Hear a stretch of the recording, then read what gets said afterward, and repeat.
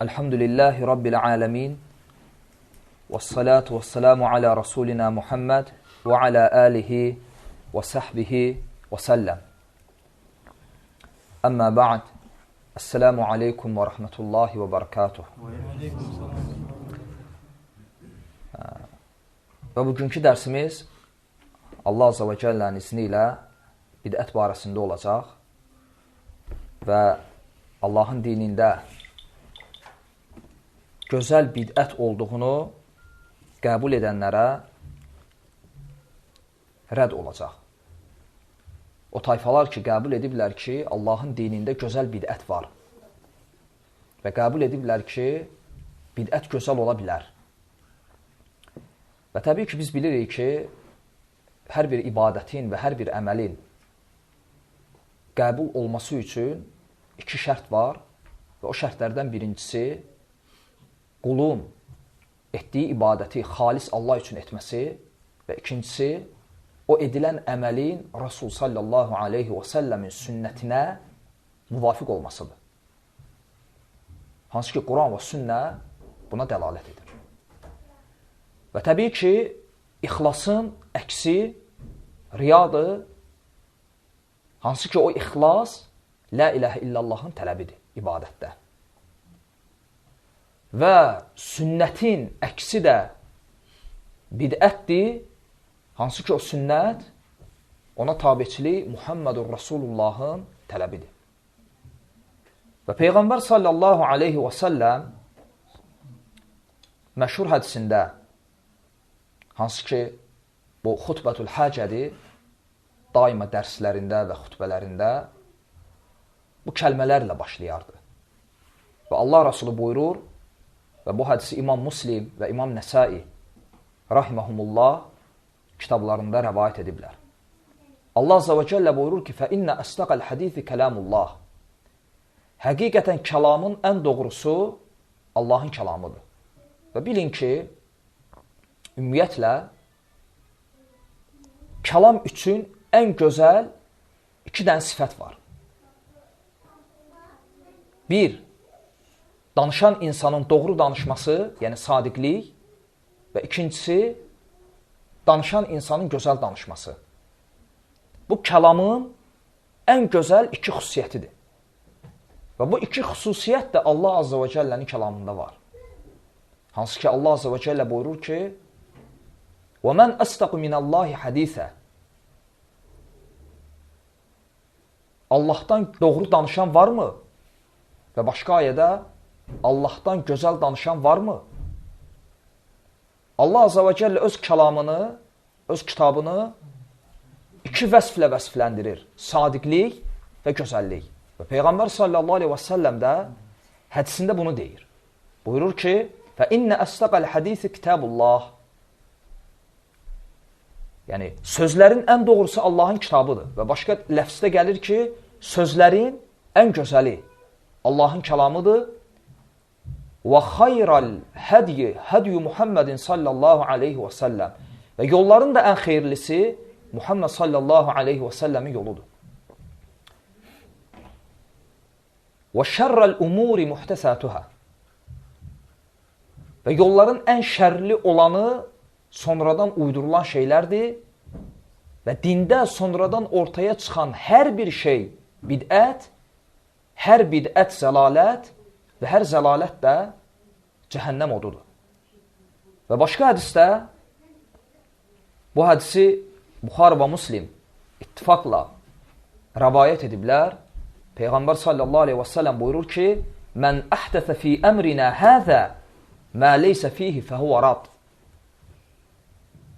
Yəni, kim bizim bu işimizdə, kim bizim bu dinimizdə, bizim bu əmrimizdə,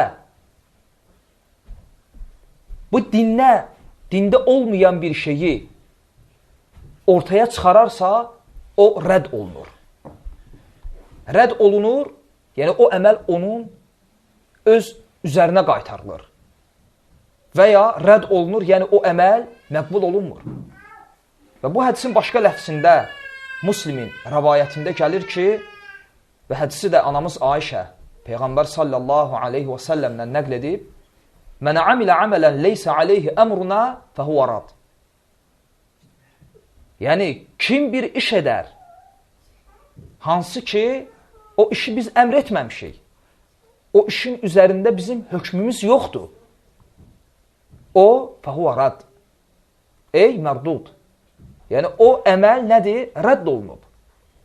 Məqbul deyil.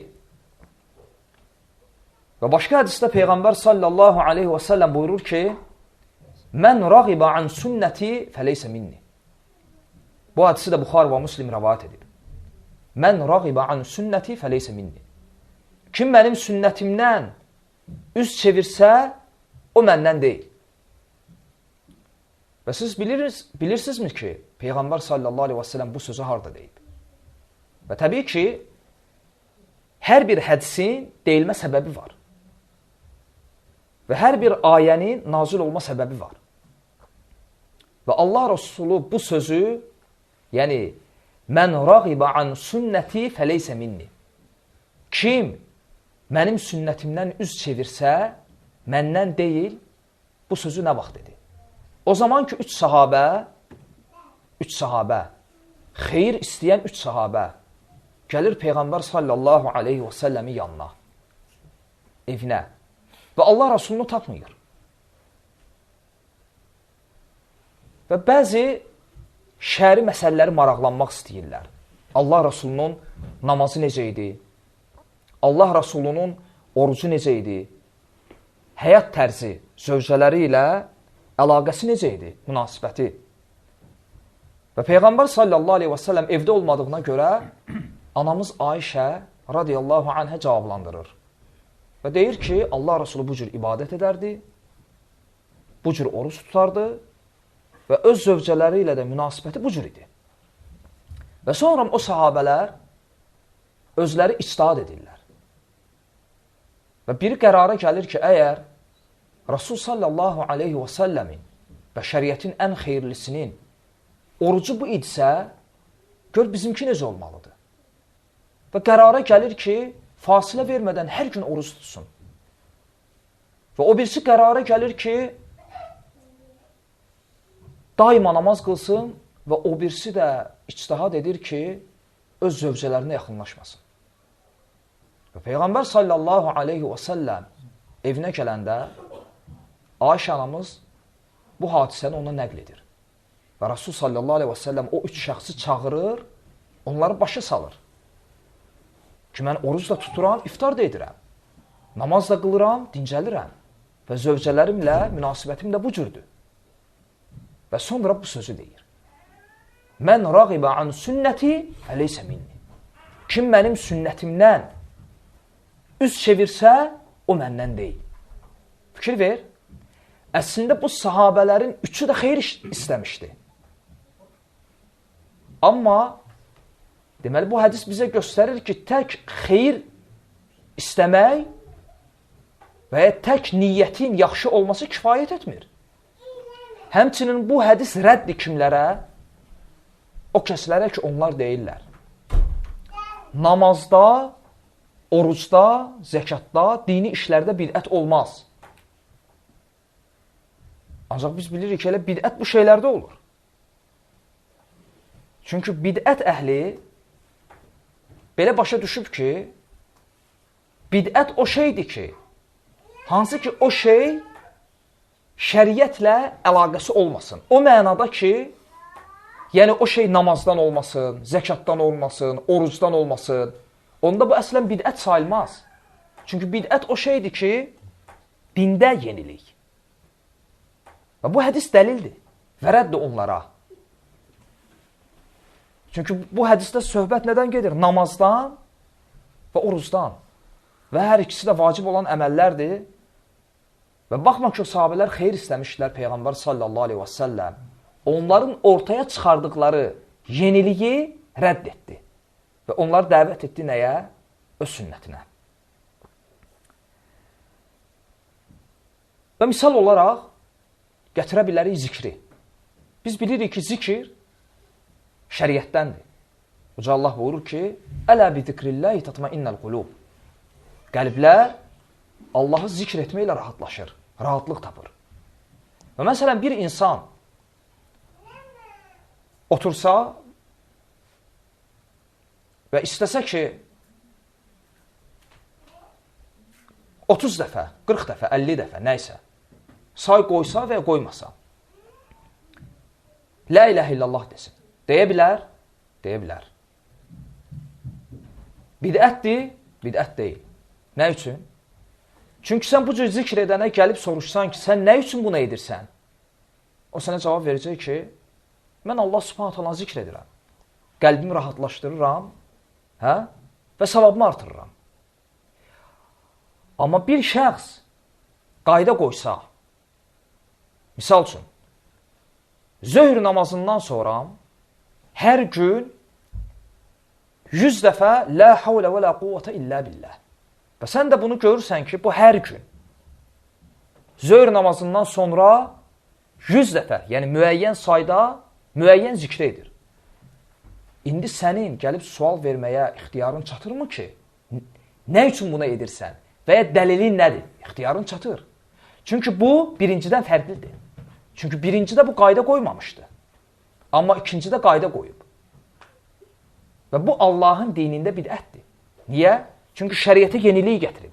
Çünki ondan soruşulacaq ki, bunun dəlili nədir? Yəni, dəlil nədir ki, zöhr namazından sonra hər gün məhz bu zikri, məhz bu sayda edirsən. Artıq buna dəlil lazımdır.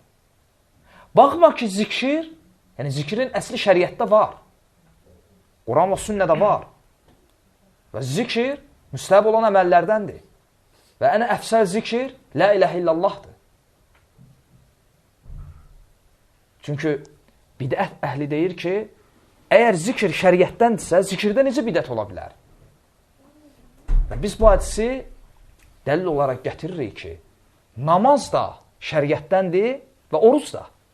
Ancaq Peyğəmbər sallallahu aleyhi və səlləm həmin sahabələrin namazda və orucda ortaya çıxartdıqları yeniliyi rədd etmədi. Və gör nə deyir? Mən rəğibə an sünnəti fəleysə minni.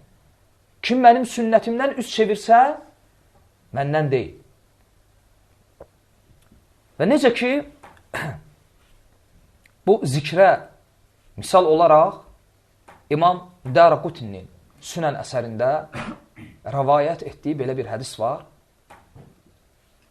Deməli, Əbu Musa Əl-Əşhari radiyallahu anhu Küfədə olanda bir gün gəlir Abdullah İbn Məsudun qapısını döyür və deyir ki, ya İbn Məsud, məsciddə bir müsibət var, bir fəlakət var. İbn Məsud deyir, nə olub? Deyir ki, insanlar çıxıb halqa şəklində oturublar və müəyyən say ilə Allah Azza və Cəllə zikr edirlər. Və fikir ver, sahabə bunu nə adlandırır? Müsibət. Və sonra İbn Məsud bu sahabə ilə gəlir məscidə və görür ki, doğrudan deyilən kimi var. Və gəlir deyir ki, hələn Peyğəmbər sallallahu aleyhi və səlləmin qab-qacağı sınmayıb, libası köhnəlməyib. Yəni, ölümündən çox uzun bir zaman keçməyib. Siz artıq onun dinində ortaya yeniliklər çıxarmışsınız. Və sonra onlar bəzi bəhanələr gətirirlər ki, yəni biz nə edirik? Öz zikirlərimizi sayırıq. Və İbn Məsudun cavabı nə olur? Siz öz günahlarınızı sayın. Əgər saymağa həvəslisinizsə. Və sonra İbn Məsud deyir ki, mən güman edirəm, zənn edirəm ki, bu şəxslər o şəxslərdir ki, Peyğəmbər sallallahu aleyhi və səlləm bunlar barəsində demişdi. Yəni, xavaricilər. Hansılar ki, siz onların öz namazlarınızı, öz oruclarınızı, öz əməllərinizi onların namazlarının, oruclarının, ibadətlərinin yanında az görəcəksiniz. Və İbn Məsud o fikirdə olur ki, bunlar məhz Allah Rasulunun xəbər verdiyi o dəstədəndir. Və bu hadisəni, bu əsəri, yarhamqallah, rəvayət edən tabiin deyir ki, mən izlədim onları və gördüm ki, Abdullah ibn Məsud radiyallahu anhunun dediyi kimi Nəhrəvanda Əli ibn Əbu Talibə qarşı vuruşanlar idi hamısı. Hamısı Nəhrəvanda Əliyə qarşı vuruşanlar idi. Ona görə bəzi hədisçilər deyir ki, çox güman ki, İbn Məsud bunu öz ictihadı ilə etməyib. Və ola bilsin, orada açıq-aydın dəlillər olub, açıq-aydın əlamətlər olub ki, bu əlamətlərə görə İbn Məsud belə bir hökm vermişdi, hansı ki, dediyi sözdə haqq çıxmışdı. Və bu hədis səhihdir. İmam Daraqutni Sünən əsərində rəvayət edib, səhih sənədlə. Və bu hədis nəyə dəlalət edir? Hansı ki, zikir şəriətdəndir. Ancaq gör, İbn Məsud və Əbu Musa Əl-Əşhari, bu iki əzəmətli sahabə onların etdikləri əməlləri inkar etdilər. Və həmçinin misal göstərmək olar, İmam Abdurrazzaqın Musannəf əsərində 3-cü cild 52-ci səhifədə tabiinlərin imamı Said ibn Musayyəbdən rəvayət etdiyi bu hadisəni. Hansı ki, Said ibn Musayyəb daima görür ki, bir kişi sübh namazını qılandan sonra 2 rükət namaz qılır.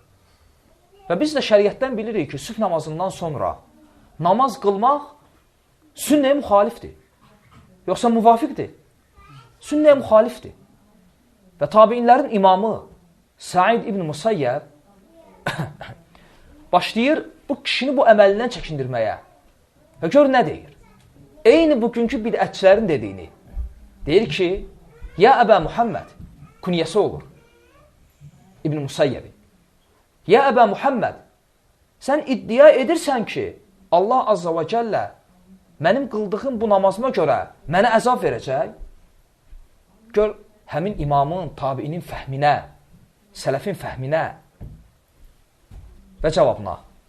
Deyir, mən demirəm ki, Allah ibadətə görə səni cəzalandıracaq. Fəqət mən deyirəm ki, Rasulunun sünnətinə müxalif olduğuna görə bəli. Yəni, məsələ ibadətdə deyil. Və bütün bu hədislər bidət əhlinin fəhmini rədd edən hədislərdir, dəlillərdir. Yəni, məsələ ibadətdə deyil. Biz ibadətdən danışmırıq. Məsələ sünnətə müxalifətçilikdədir. Və qayıdıram o hədisə. Hansı ki, o hədisdə sahabələr namazda və orucda bidət çıxarmışdılar. Və namaz və oruc İslamın rükunlarındandır.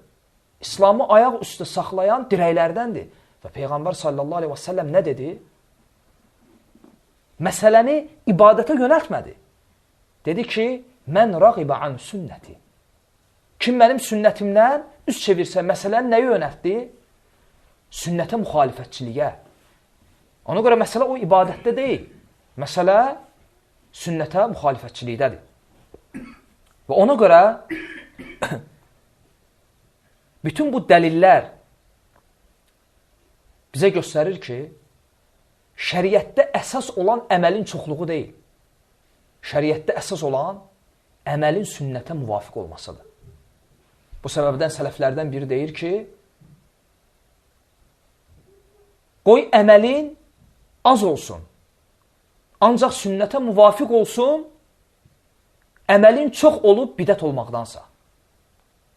Və sələflərdən biri deyir ki, eyni bu kəlama, bu sözə müvafiq bir sözdür, bunun oxşarıdır. Deyir ki, sünnətdə ixtisar, bidətdə ictihaddan əfsəldir. Yəni, etdiyin əməl az olsun, ancaq sünnətə müvafiq olsun. Bu xeyirlidir, etdiyin əməl çox olub da sünnətə müxalif olmaqdansa. Və bu səbəbdən İbn Məsud radiyallahu anhu deyir ki, İttəbi'u və lə təbtədi'u. İki kəlmədir. İttəbi'u və lə təbtədi'u. Tabi olun. Bidət çıxarmayın. Hansı ki, İmam Dərimi Sünən əsərində 1-ci cild 80-cı səhifədə nəql edib.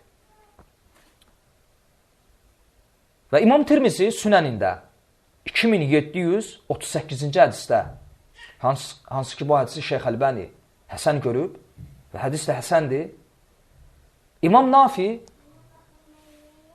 rahimehullah nəql edir ki, bir gün bir kişi Abdullah İbni Ömer radiyallahu anhumanın yanında asqırır.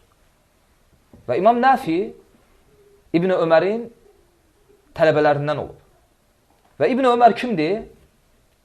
O sahabələrdəndir ki, Peyğəmbər sallallahu aleyhi və səlləmin sünnətinə tabiçilikdə həris olan sahabələrdəndir. Hətta o məsələlərdə Peyğəmbər sallallahu aleyhi və səlləmi izləyirdi ki, o məsələlər şəriətdən deyildi, adətdən idi. Hətta adətdən olan məsələlərdə belə Allah Rasulunu izləyirdi.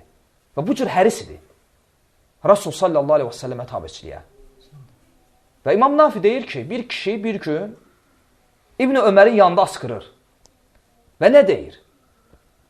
Deyir ki, elhamdülillah. Və sonra əlavə edir. Elhamdülillah və səlamu alə Rasulillah. Yəni, mən sual verirəm. Dediyində şər var? Şər var. Xeyr deyər kim? Bidət əhli. Şər var. Şər onda deyil ki, o dedi ki, Əssəlamu alə Rasulillah. Şər ondadır ki, o sünnətə müvafiq hərəkət etmədi. Bax sahabəyə. O zaman ki, İbn Ömər buna eşidir və deyir. Və ənə əqul.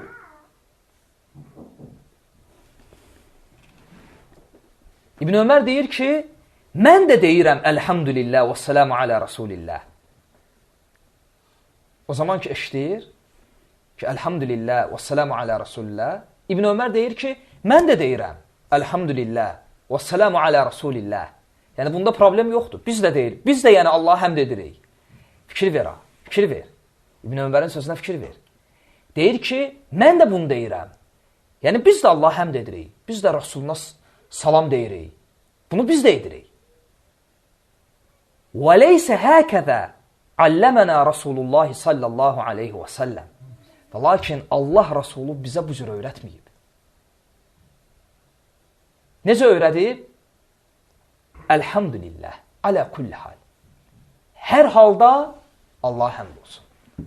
Yəni, Peyğəmbər sallallahu aleyhi və səlləm bizə nəyə öyrədib? Asqırandan sonra elhamdülillah deməyi. Yəni, biz də Peyğəmbərə salam deyirik. Ancaq asqırandan sonra yox. Bu şərdir, şərdir. Şərdir ona görə yox ki, Rasuluna salam deyir. Şərdir ona görə ki, sünnədə olmayan şey deyir. Hansı ki, Rasul sallallahu aleyhi və səlləmin sünnətində bu yoxdur. Və necə ki, Süfyan Əs-Səvri rahiməhumullah deyir ki, bidət iblisə asilikdən daha sevimlidir. İblis dində olan bidətləri daha çox sevir. Nə üçün? Əs-Səvr deyir ki, rahiməhumullah, deyir ki, çünki asiliklərdən tövbə var, bidətdən tövbə yoxdur. Səbəb nədir? Və həqiqət də belədir. Doğrudan da asiliklərdən tövbə qapısı çox açıqdır və ehtimal çox böyükdür. Amma bidətdən tövbə ehtimalı çox azdır və bəlkə də yoxdur. İnsan nə zaman günahlara tövbə edir? Nə zaman? O zaman ki, peşman olur. Çünki tövbənin əsli nədir? Qəlbdə peşmançılıq. Tövbənin əsli budur. Və bu peşmançılıq nə zaman baş verir? Sual. İnsan etdiyi əməli, etdiyi asiliyi pis görməsə, o etdiyindən peşman ola bilər? Heç vaxt. Ona görə hər bir asi əslində öz asiliyini pis görür. Siqaret çəkən bilir ki, zərərdir.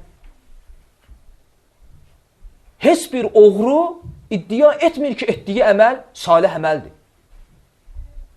Deyir ki, etdiyim əməl pisdir. Fəqət bəhanələr gətirir ki, imkansızam, heç yanda işləmirəm, ona görə getdim, oğurluq etdim. Ona görə hər bir asi etdiyi əməlin pis olduğunu bilir. Fəqət edir. Pis olduğunu bildiyinə görə ehtimal var ki, haçansa peşman olar və tövbə edər. Amma bidət edən etdiyi bidəti pis görür? Yox. Çünki o etdiyi bidəti pis görsə, o bidəti etməz. O nə üçün bidət edir? Çünki etdiyini yaxşı gördüyünə görə. Yaxşı gördüyü müddətcə o etdiyindən peşman ola bilər. Çünki yaxşı görür. O ona fəxr edir.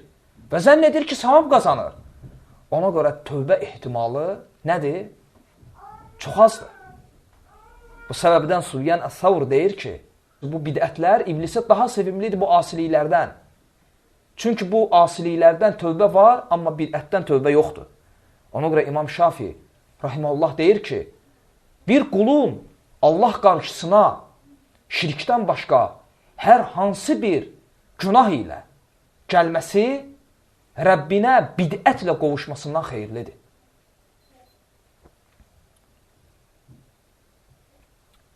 Və həmçinin bu qaydadır.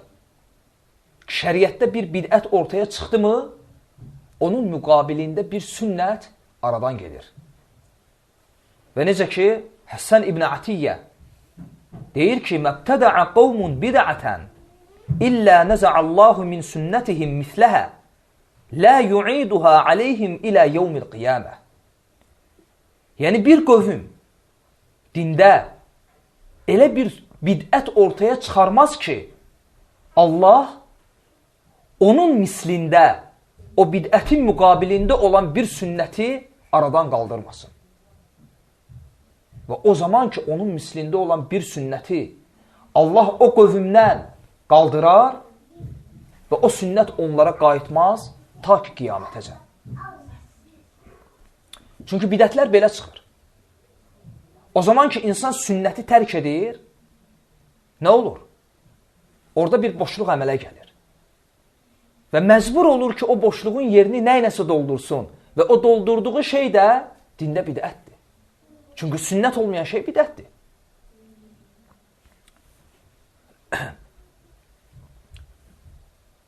Və bu qısa məlumat idi bidət barəsində. Fəqət o kəslər ki, dində gözəl bidət olduğunu iddia ediblər, onlar sünnətdən bəzi dəlillər gətiriblər. Məsələn, o dəlillərdən biri İmam Buxarinin Səhih əsərində nəql etdiyi Ömər ibn Xattabın bu sözüdür. Hansı ki, Ömər ibn Xattab təravih namazının cəmaat şəklində qılınması üçün dedi ki, bu nə gözəl bidətdir. Və bidət əhli bu sözü dəlil götürüblər ki, Ömər ibn Xattabın bu sözü dəlildir ki, dində gözəl bidət var. Yaxşı, buna cavab nədir? Bu şübhəyə cavab.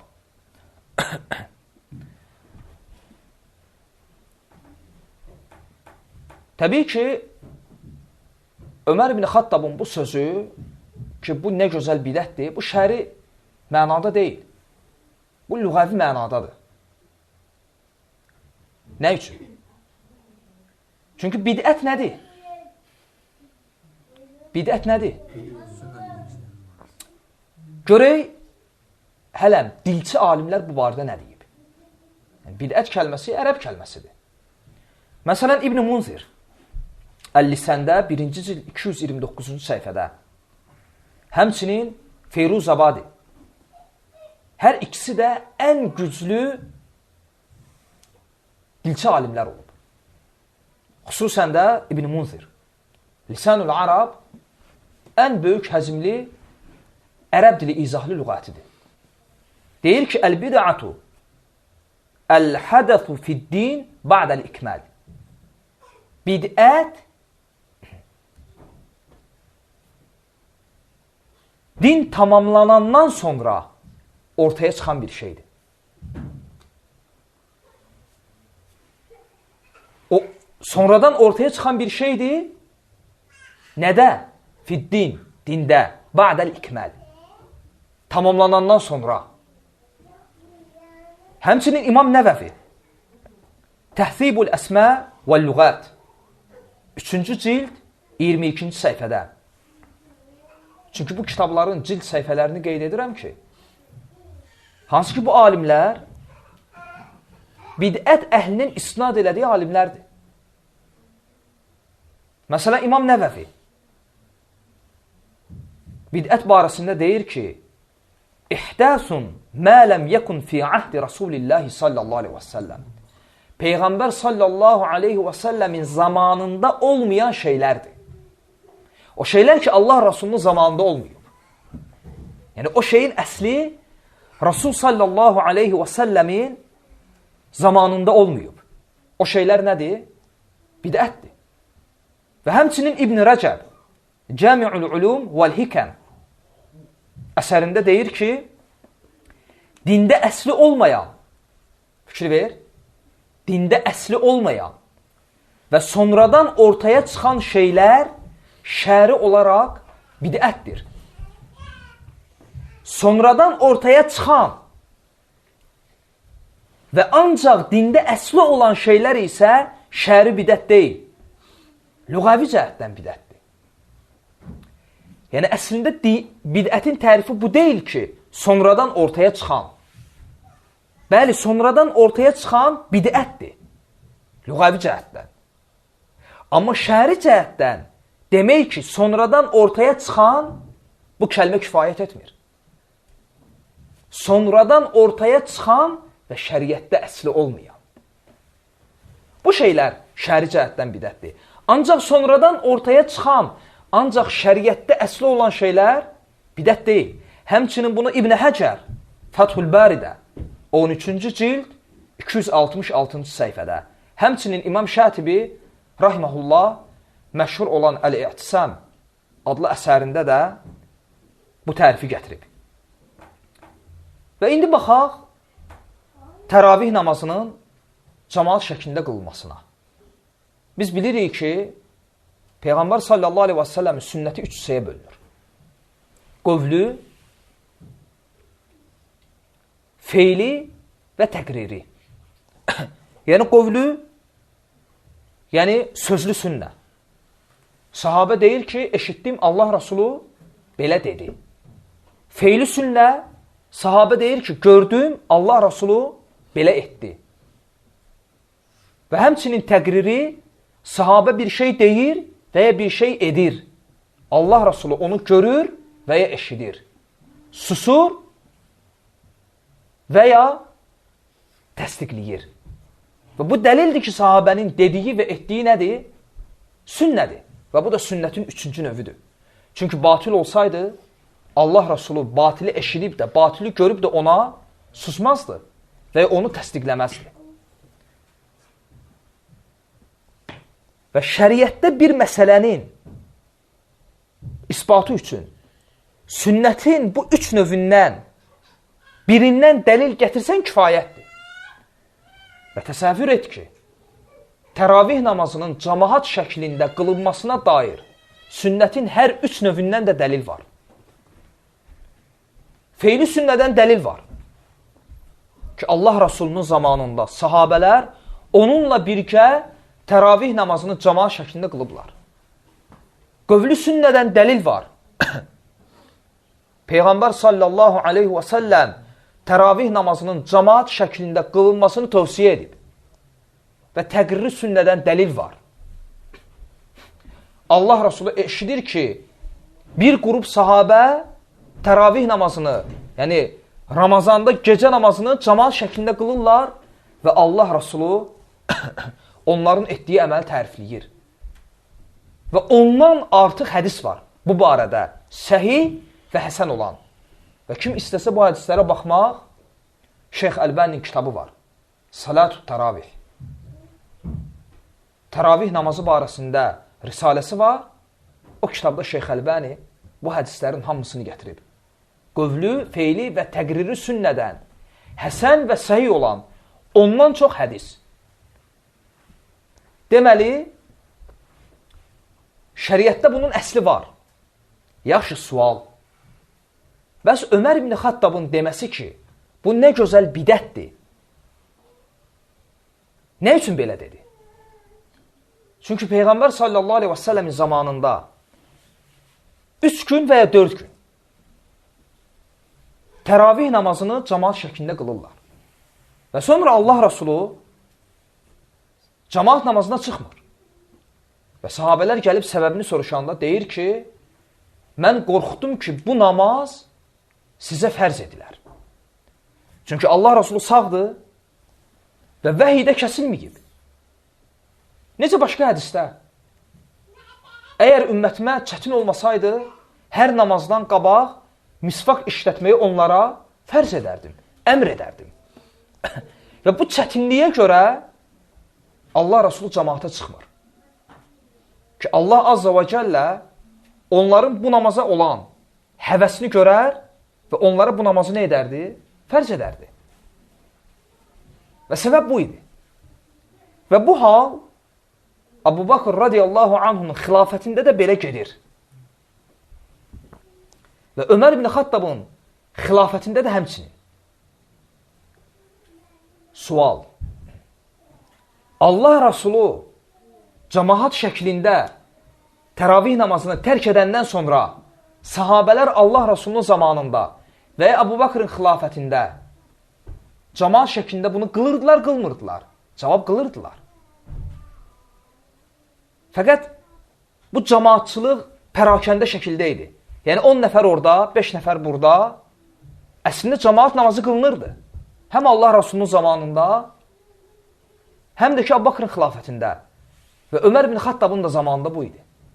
Çünki hədisdə gəlir ki, əsərdə, Ömər ibn Xattab girir məscidə və görür ki, cəmaat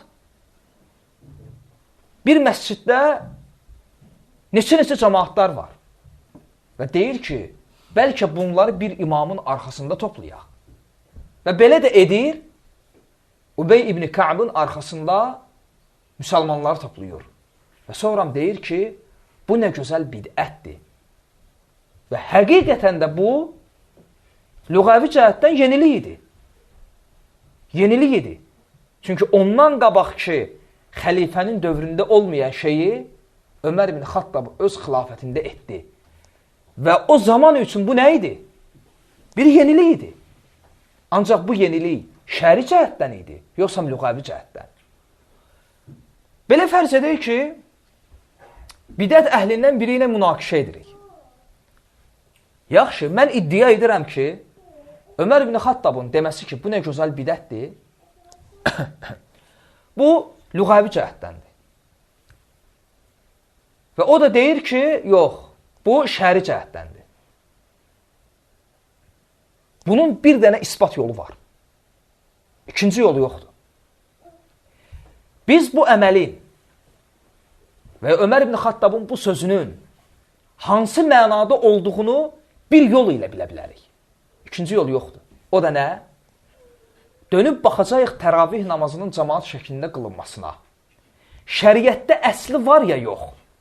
Əsli varsa onun iddiası batildir. Çünki bidət nədir? Şəriətdə əsli olmayıb sonradan çıxan şeylər. Yoxsa şəriətdə əsli varsa, mənim sözüm haqdır, onun sözü nədir? Batildir. Və biz də dönüb baxırıq sünnətə və görürük ki, sünnətin hər 3 növündən dəlil var. Və bu əməlin şəriətdə əsli var. Hansı ki, bu sözü deyən Ömər ibn Xattab radiyallahu anhu özü Allah Rasulunun zamanında onun arxasında təravih namazını cəmaat şəklində qılırdı. Və həmçinin Aleyküssələm və rəhmətullah. Bidət əhli Osman radiyallahu anhunun cümə vaxtı ikinci azanını dəlil gətiriblər gözəl bidətə. Bu da onların ikinci şübhəsidir. Və deyiblər ki, əgər dində, yaxşı, dində ortaya çıxan yenilik bidətdirsə, onda Osmanın cümə günü ikinci azan təyin etməsi Osmanın bidətidir. Və bunun cavabı iki yöndəndir. Birinci budur ki, təbii ki, bu cavab kimədir? Sünnəti qəbul edən, fəqət dində gözəl bidət olduğunu iddia edən sufilərə, hansı ki onlar Rasul sallallahu aleyhi və səlləmin sünnətinin əməldə də olması dildə qəbul edir. Hansı ki onlar Allah Rasulunun əshabını qəbul edir. Birinci cavabımız onlaradır. Peyğəmbər sallallahu aleyhi və səlləm buyurur, məndən sonra sizdən çox uzun yaşayanlar çoxlu ixtilaflar görəcək. Və o vaxt sizə əmr edirəm, mənim sünnətimə və Raşid xəlifələrin sünnətinə azı dişlərinizlə yapışın. Və Osman radiyallahu anhu Raşid xəlifələrdəndir və bu da onun sünnətidir. Və Peyğəmbər sallallahu aleyhi və səlləm Raşid xəlifələrin sünnətinə tabi olmağa əmr edir. Bu birinci cavab. Və ikinci cavab o kəslərədir ki, onlar nə sünnəti, nə bu hədisi, nə də Osmanı qəbul etmirlər. Və onu Raşid xəlifə kimi də görmürlər. Onlara da cavabımız ikincisidir. Və biz deyirik, bidət nədir? Şəriətdə əsli olmayıb, sonradan ortaya çıxan. Və biz rahat şəkildə deyirik ki, hər hansı bir namaz üçün 2 dəfə azan vermək şəriətdə əsli olan bir məsələdir. Peyğəmbər sallallahu aleyhi və səlləm öz zamanında sübh namazı üçün 2 dəfə azan verməyi əmr etmişdi, etməmişdi. Deməli, namaz üçün ehtiyac varsa 2 azan verməyin şəriətdə əsli var ya yoxdur? Əsli var. Burada şərt deyil sübh namazı, şərt deyil məğrib namazı, şərt deyil cümə namazı. İbrət sübh namazında deyil. İbrət nədədir? Ehtiyac var ya yox. Ehtiyac varsa bir namaz üçün 2 azan verilə bilər. İstər bu sübh olsun, istər cümə. Və bu şəriətdə əsli olan bir məsələdir. Və Osman radiyallahu anhunun etdiyi əməlin şəriətdə əsli var. Çünki azan nədir? Azan nidadır, çağırışdır. O zaman ki, sübh namazında müəzzin nə deyir? Əs-salatu xayrun minən-nawm. Namaz yuxudan xeyirlidir. Bu zöhrdə deyilmir. Bu əsrdə deyilmir. Niyə sübhdə deyilir? Çünki ehtiyac var. Əs-salatu xayrun minən-nawm. Namaz yuxudan daha xeyirlidir. Deməli, şəriətdə əsli olan bir məsələdir ki, azanda nəsə ehtiyac olsa, deyə bilərsən. Əs-salatu xayrun minən-nawm. Və ona görə hədislər var, əsərlər var ki, sahabələrin zamanında, hətta Allah Rasulunun zamanında və Allah Rasulunun zamanından da sonra olurdu ki, məğrib namazı üçün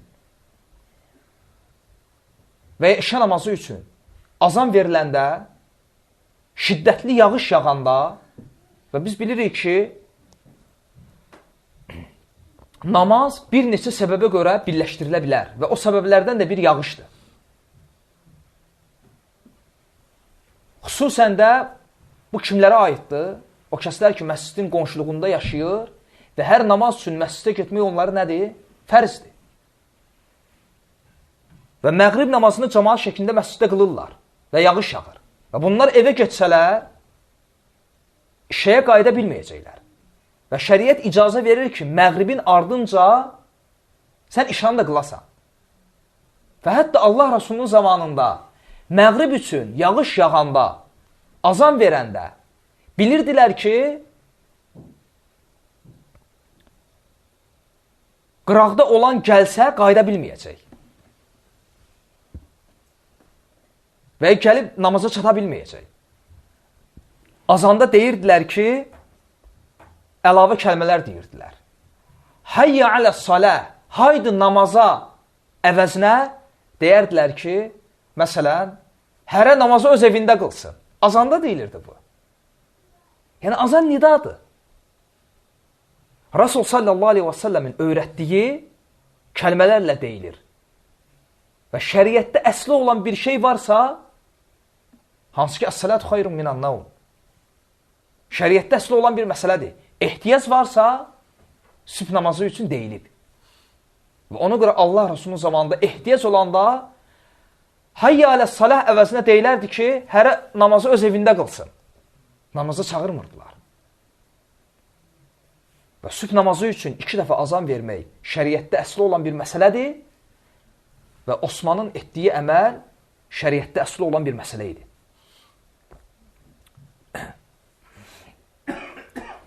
Və ona görə onların deməsi ki, və bu əslən şübhə də deyil,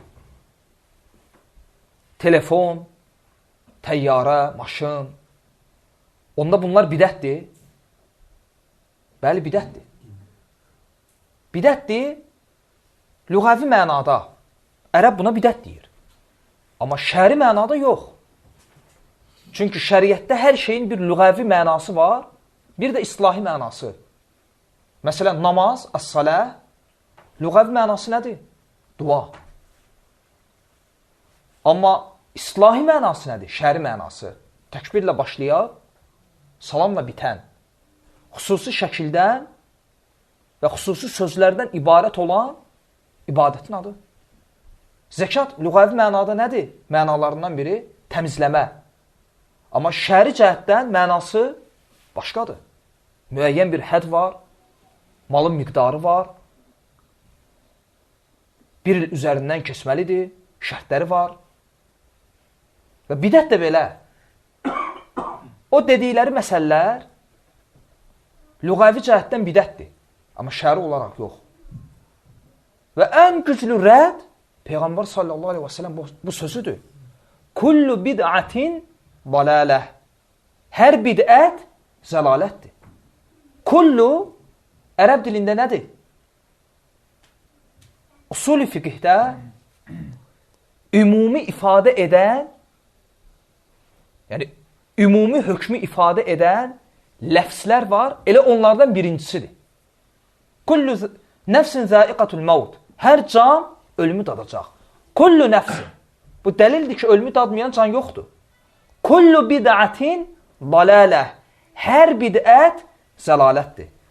Allah Rasulü sallallahu aleyhi və səlləm deyəndən sonra ki, hər bidət zəlalətdir. Hər bidət.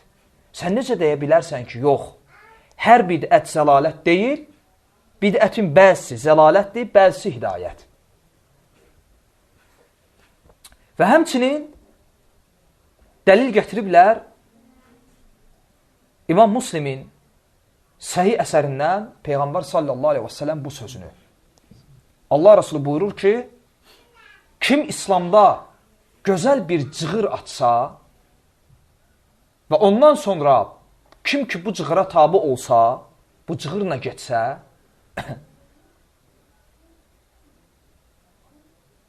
o gedənlərin savabından azalmadan buna da gələcək.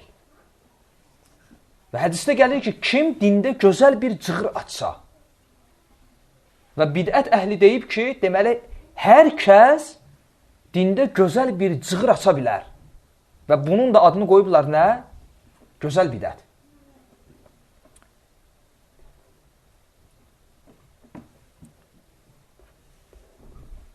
Və bu şübhənin cavabında biz deyirik. Bu sözü deyən kimdir? Kim dində gözəl bir cığır açsa, sözünü deyən kimdir? O kəsdir ki, bu sözü deyib. Kullu bid'atin dalaləh. Hər bidət zəlalətdir. Yəni, bu sözü deyəndir. Rasul sallallahu aleyhi və səlləm. Əgər sən iddia edirsənsə ki, Allah Rasulunun bu sözü kim dində gözəl bir cığır açsa, gözəl bidətin dəllidir, onda sən iddia etmiş olursan ki, Allah Rasulunun 2 sözü bir-birinə ziddir. Və fikir ver hədisə. Kim İslamda bir cığır atsa, hədisdə nə gəldi? Kim İslamda bir cığır atsa, məgər bidət İslamdandır? Sonra hədisdə başqa ləfsə fikir ver. Kim gözəl bir cığır atsa, məgər bidət gözəldir? Və sonra biz baxırıq bu hədisə, Peyğəmbər sallallahu aleyhi və səlləm bu sözü, bu hədisin deyilmə səbəbinə. Və İmam Muslim bu hədisi Kitab-ı Zəkat, Zəkat kitabında Bəbu Həthi alə Sadaqa, sədəqəyə həvəsləndirmə bölümündə nəql edib. Sədəqəyə həvəsləndirmə bölümü. Amma hədisdə sədəqədən söhbət açılır, ya yox? Cavab bəli. Çünki bidət əhli hədisi tam gətirmir. Çünki hədisin deyilmə səbəbi var. Ümumiyyətlə bu qaydadır. İstər ayələr olsun, istər hədislər. Əgər məsələni düzgün başa düşmək istəyirsənsə, ən birinci baxmalısan ayənin nazil olma səbəbinə və həmçinin hədisin deyilmə səbəbinə. Ki, Allah Resulü o sözü nə üçün deyib? Əgər səbəb sənə bəlli olsa, hədis də sənə bəlli olacaq. Hədis sənə aydın olacaq. Və çox vaxt bidət əhlinin bu üslubudur. Bidət əhlinin üslubudur ki, onlar ayənin nazil olma səbəbini, hədisin deyilmə səbəbini qeyd etmədən birbaşa ayəni və ya hədisi dəlil olaraq gətirirlər. Bu, bütün bidət əhlində olan xüsusiyyətdir. Məsələn, biri dəlil gətirir ki, kim Fatiməni incitsə, məni incitmiş olar. Və Abu Bakır fədəki Fatiməyə vermədi, Fatiməyə incitdi. Deməli, Allah Rasulunu incitdi. Allah Rasulunu incidən, deməli, Allahı incidir. Bu qədər danışmaqdansa, sən hələm denən ki, Allah Rasulü bu sözü nə üçün dedi? O zaman ki, Əli Əbu Cəhlin qızı ilə evlənmək istədi, Əliyə dedi, kim ki Fatiməni incitsə, məni incitmiş olar. Və salam, sən əslində kimə tən etdin? Əliyə, bu hədisi dəlil gətirməyinlə. Yəni, hədisin deyilmə səbəbinə baxanda hədis sənə nə oldu? Aydın oldu. Həmçinin bu hədis.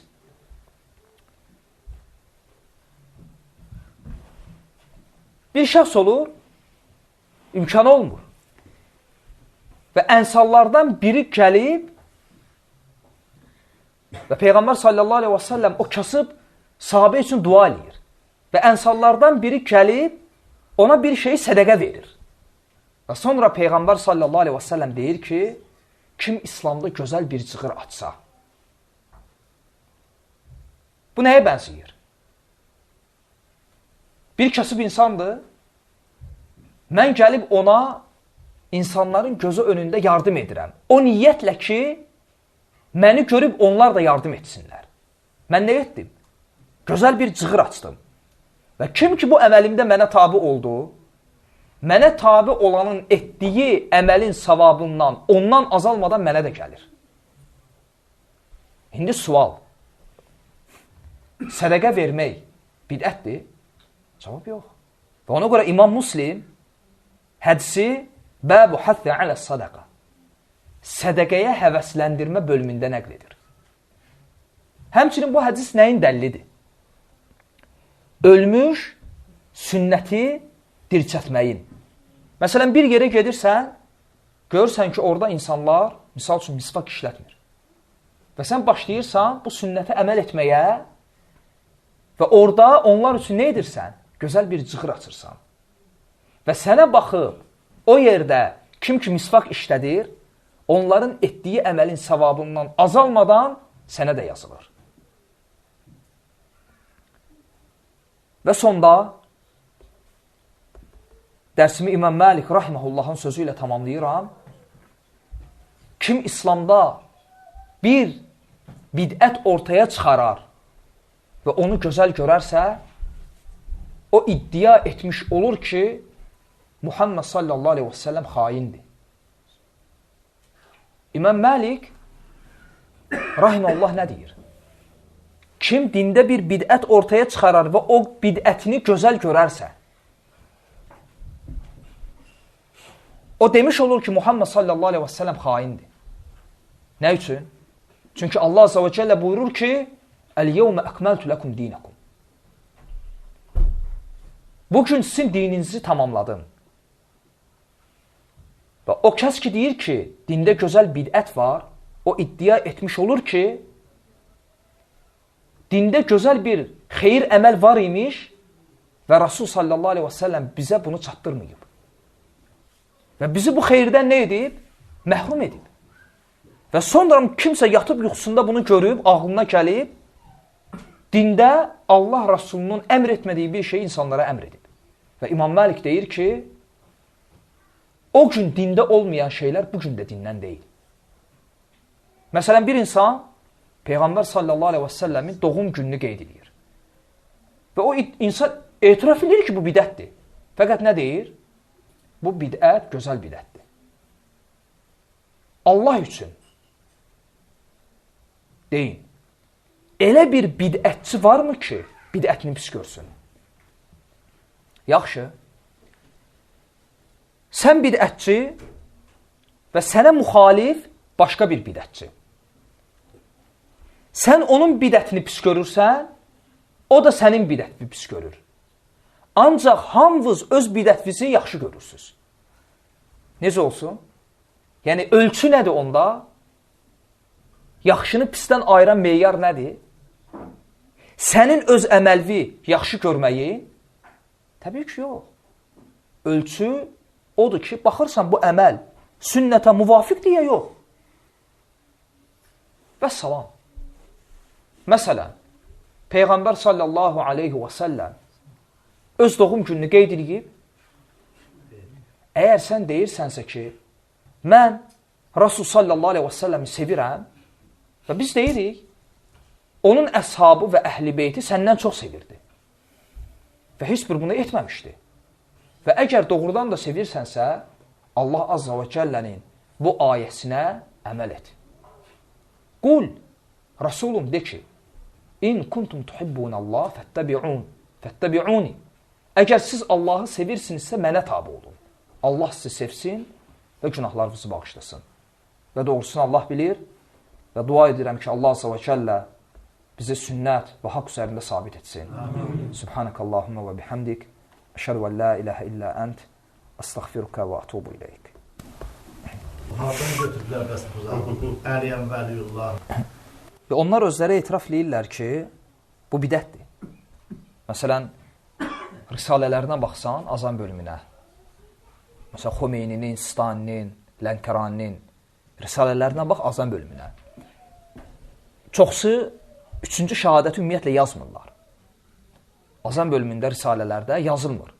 Yazılanda da yuxarıda bir qeyd qoyulur və sətr altı yazılır. Üçüncü şəhadət azanın tərkib hissəsindən deyil. Fəqət sonradan savab qazanmaq niyyəti ilə biz bunu əlavə etmişik. Və biz deyirik ki, təbii ki, nə eləmişik? Əlavə etmişik. Yəni, insan özü etiraf edir ki, bu nədir? Bidətdir. Və bidət ilə nə qazanmaq istəyir? Savab. Və bu da zəlalətdir. Və onlar özləri bunu etiraf edirlər. Buyur. Bırak qeyd edilmiş ki, ehtiyac duyulursa, nida namazı çalışdır. Bəli. Əməli olunurlar. Şimdi bu rafizlər iddia edə bilər ki, biz də ona əsasən öz çalışımızda ehtiyacı var. Məsələn, əlavə edirik. Yox. Çünki burada iki fərq var. Birincisi, demələri ki, ehtiyac var, bu yalandır. Çünki ehtiyac yoxdur. Nə ehtiyac var? Sahabə deyir ki, hayya alə saləh demədi. Dedi ki, hamı namazı evində qılsın. Hayya alə saləh nədir? Haydi namaza. Amma bu məqsəd namaza çağırmaq deyil. Fəqət azanı nə üçün verdi? Çünki şərtdir. Məsciddə verilməlidir hər namaz üçün. Hayya alə saləh demədi. Çünki bu namazı çağırmaqdır. Bunun əksinə dedi. Dedi ki, hər kəs namazı öz evində qılsın. Ehtiyac var deyənə dedi.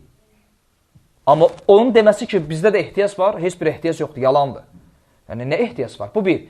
İkincisi, sahabə bunu bir dəfə dedi. Hər namazda demədi. Ya, səndə nə ehtiyac var? Sən nə deyirsən? Sən deyirsən ki, Əli Allahın dostudur. Nəyə ehtiyac var? Biz də deyək ki, Əbu Bakr Allahın dostudur. Buna ehtiyac var. O bidət damısı. Və o hadisə də bir dəfə olur və ya 2 dəfə olur. Haçan ki, ehtiyac var onda. O demək deyil ki, onlar azanı dəyişdilər və hayya alə saləhi çıxartdılar. Onun yerinə daima bunu dedilər. Yox. Bir dəfə hadisə olub, ehtiyac olub və belə də eləyiblər. Nədən deyirsiniz, bu həmin o dəlillər hamıza zəif və uydurma hədislərə əsaslanır? Nə? Hansı dəlillər? Bu bidət əhlinin dəlilləri. Aha. Səbəb nədir bunda? Yox, bidət əhlinin halı budur ki, ümumiyyətlə sünnə insanı birləşdirir. Bidət insana ayırır. Nə üçün? Çünki sünnətin əsli Peyğəmbər sallallahu aleyhi ve sellem hədislərdir. Bidətin əsli nədir? İnsanın öz ağlı. Ağlılar müxtəlifdir. Və salam. Sənin gözəl bidət gördüyün, mən gözəl bidət görmürəm, zəlalət görürəm. Sənin zəlalət bidət gördüyün, mən gözəl bidət görürəm. Yəni, bidətçilər öz aralarında hələm təyin edə bilməyiblər ki, hansı bidət gözəldir. Aydındır? Ona görə onlar bidət əhlinin halı belədir. Onlar baxarlar. Əgər onlara qarşı Qur'andan və ya sünnədən səhi bir dəlil gətirsən, çalışarlar ki, o ayəni və o səhi hədisi təvil etsinlər. Aydındır? Hə? Təvil etsinlər. Yəni, yoxsunlar. İxlasla.com saytı tərəfindən təqdim olundu.